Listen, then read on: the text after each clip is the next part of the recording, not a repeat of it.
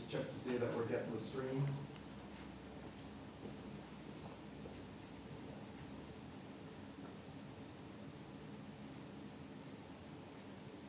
Okay, looks like we got a good stream going. All right, so I cut into you after a little bit. Yep.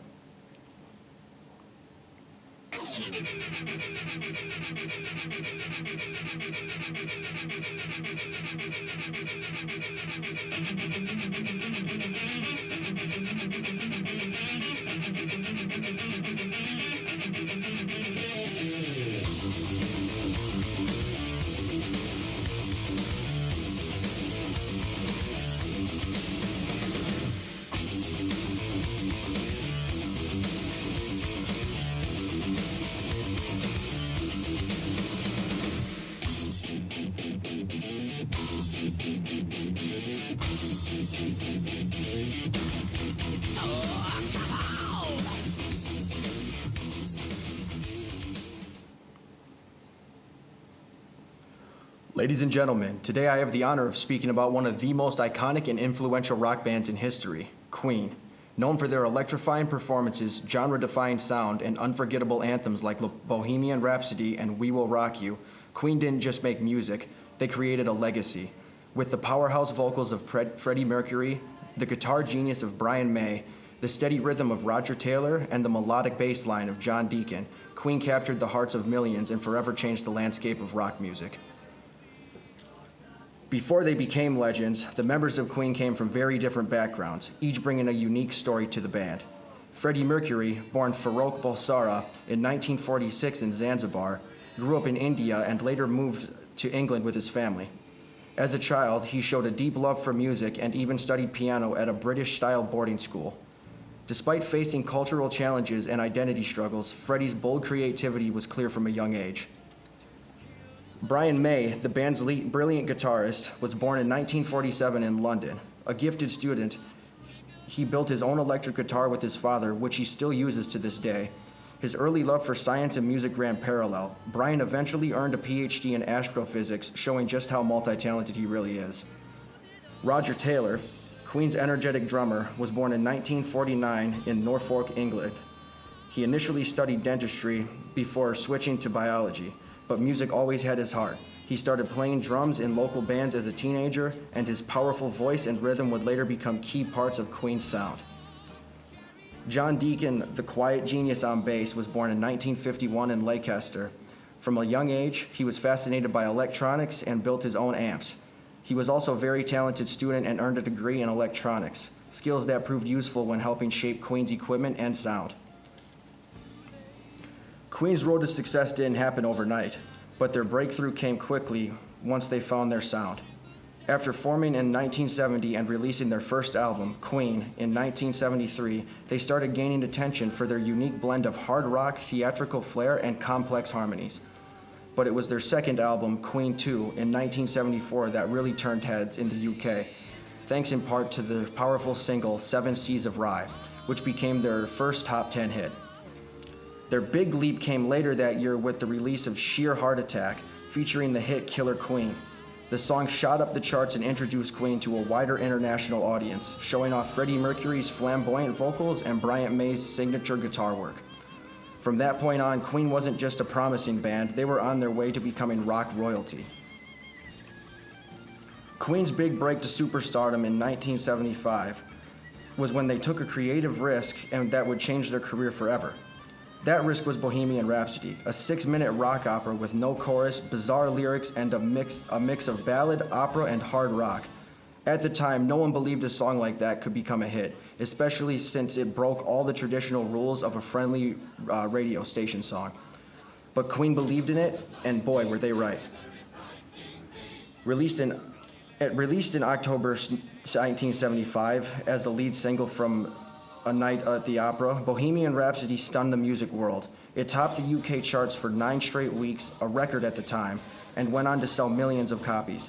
The band also released one of the first true music videos to promote the song, a groundbreaking move that helped make the single even more iconic. The song's success made Queen a global phenomenon almost overnight. It showcased everything that made them unique. Freddie Mercury's unmatched vocal range, Brian May's soaring guitar solos, Roger Taylor's sharp drumming, and John Deacon's steady bass. More than just a hit, Bohemian Rhapsody proved that Queen wasn't afraid to be bold, experimental, and completely original. And it paid off. The song is now widely regarded as one of the greatest in rock history, and it marked the moment Queen truly became a superstar band. Between 1977 and 1980, Queen was at the height of their creative commercial power, delivering some of their most iconic music and touring around the world. In 1977, they released the album News of the World, which included two of their most famous anthems, We Will Rock You and We Are the Champions. These tracks became instant classics and are still played at sports events and concerts around the globe today. That same year, Queen began their massive News of the World tour, playing arenas across North America and Europe and proving themselves as one of the greatest bands live in the world. In 1978, they followed up with Jazz, an album that featured hits like Fat Bottom Girls and Bicycle Race. To promote the album, they launched the Jazz Tour, which included one of their most memorable performances, a sold-out show in Madison Square Garden. Queen was now selling out stadiums across the US, Europe, and Japan. By 1979, Queen shifted gears slightly. They released the live album Live Killers, capturing the raw energy of their shows. That same year, they played the Crazy Tour in the UK, where they performed in smaller venues with more intimate vibe.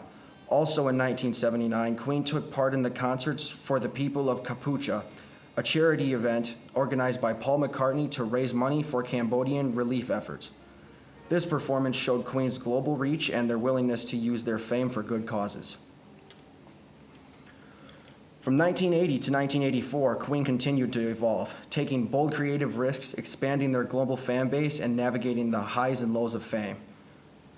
In 1980, Queen released The Game, one of their most commercially successful albums. It marked a shift in sound, featuring more pop and funk influences. The album included Crazy Little Thing Called Love and Another One Bites the Dust, the latter becoming Queen's biggest US hit, topping the Billboard Hot 100 for 3 weeks. The band's 1980 North American tour was a huge success, with sold-out arenas and high-energy performances. Also in 1980, Queen made a surprising move into film. They composed the entire soundtrack for a cult sci-fi movie, Flash Gordon, released later that year. The main theme, Flash, became another hit, and the soundtrack showcased Queen's versatility as musicians. In 1981, Queen made history as one of the first Western rock bands to tour South America. Their shows in Argentina and Brazil drew record-breaking crowds. In São Paulo, they played over 100 to 130,000 people in one night. It was a groundbreaking moment that proved Queen's global appeal. Later that year, they released their first Greatest Hits album, a collection that would go on to become the best-selling album of all time in the UK. It's still a go-to for fans and newcomers alike. In 1982, Queen released Hot Space, an album that sparked mixed reactions. It included funk and disco-inspired tracks, most notably Under Pressure, their iconic collaboration with David Bowie. Though not all fans embraced the album, Hot Space showed Queen's willingness to experiment and push boundaries. They followed it up with the Hot Space Tour, which took them across Europe, Japan, and North America. The tour was impressive in scale and featured elaborate stage production, but by the end of 1982, the band decided to take a much-needed break from touring. In 1983, Queen took some time off from live performances, the first time they had done so in nearly a decade. During this period, the members explored solo projects. Freddie Mercury began working on his solo material while the rest of the band wrote new songs and recharged creatively. Then in 1984, Queen came roaring back with the album The Works. It featured a return to their classic rock sound and included hits like Radio Gaga and I Want to Break Free, and Hammered to Fall. The music video for I Want to Break Free, where the band famously dressed in drag, caused controversy in some countries, particularly in the US, but it became a fan favorite and a symbol of self-expression. They supported the Works with the Works tour, playing in Europe and hitting major venues with a revitalized energy. This era re-established Queen as one of the most important live bands of the decade. From 1985 to 1992, Queen entered a powerful and emotional chapter in their journey. marked by legendary performances, personal challenges, and a lasting legacy that would shape rock history forever. In 1985, Queen delivered what is widely considered one of the greatest live performances ever, their unforgettable set at Live Aid on July 13th at Wembley Stadium. With just 20 minutes on stage, Freddie Mercury and the band captivated a global audience of over 1.9 billion viewers, performing hits like Bohemian Rhapsody, Radio Gaga, and We Are the Champions. Their performances stole the show and re-established Queen as one of the greatest live acts in the world.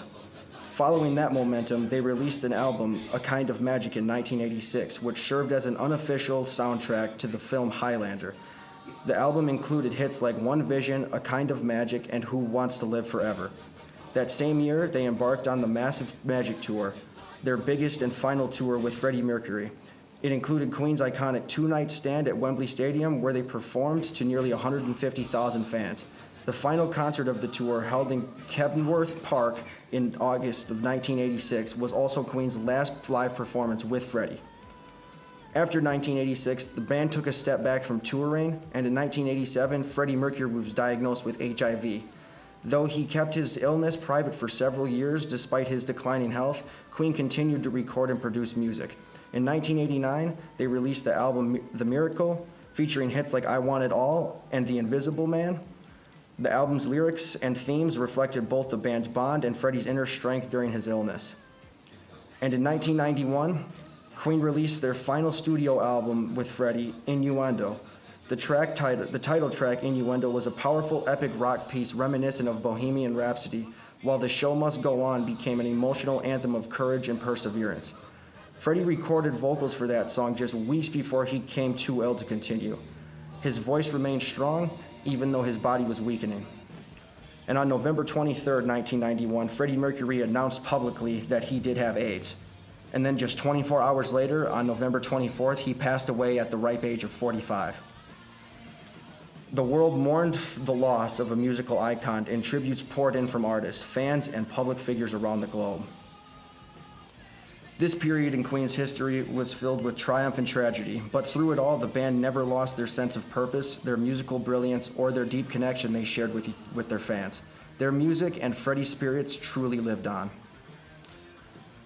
From 1992 to the present, Queen has gone through an extraordinary journey, transforming from a grieving band to a living legend, continuously inspiring new generations of fans across the globe.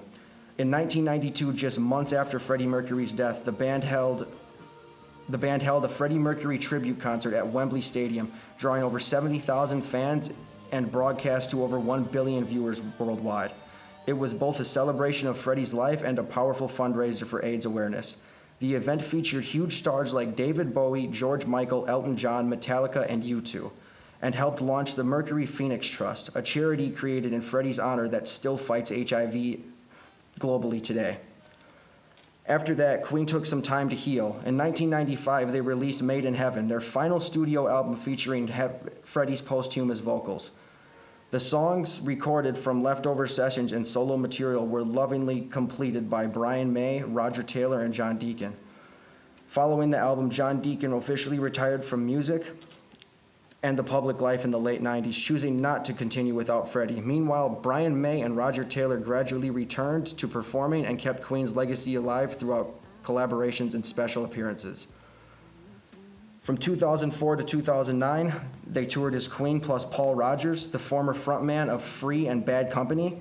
Together, they played worldwide tours and released a studio album, The Cosmos Rocks, in 2008. While it was a different sound, it marked Queen's return to the global stage. But it wasn't until 2011 that Queen found a powerful new voice in Adam Lambert, a former American Idol finalist. His dynamic vocals and showmanship, while never trying to imitate Freddie, breathed a new life into the band. Under the name Queen plus Adam Lambert, they've toured the world multiple times, performing for millions of fans and receiving critical acclaim for honoring Queen's music while adding a fresh energy. In 2018, Queen's legacy reached an even greater height with the release of the biographical film Bohemian Rhapsody, starring Rami Malek as Freddie Mercury. This film became a global phenomenon, earning over $900 million and winning over 4 Academy Awards, including Best Actor for Malek. The movie introduced Queen to a whole new generation and reignited the worldwide love for their music. Since then, Queen plus Adam Lambert have continued to their tour internationally, including major tours across Europe, North America, and Asia. Their shows celebrate Queen's full catalog, from Bohemian Rhapsody to Don't Stop Me Now, and to The Show Must Go On, keeping Freddie's spirit alive and on every stage. As of today, Queen's influence is stronger than ever. They've sold over 300 million records. Their greatest hits album has become one of the best-selling albums in UK history, and their music continues to stream and inspire. More than just a band, Queen has become a symbol of creativity, resilience, and timeless music. Through decades of change, they've proven that, just like their lyrics say, the show must go on.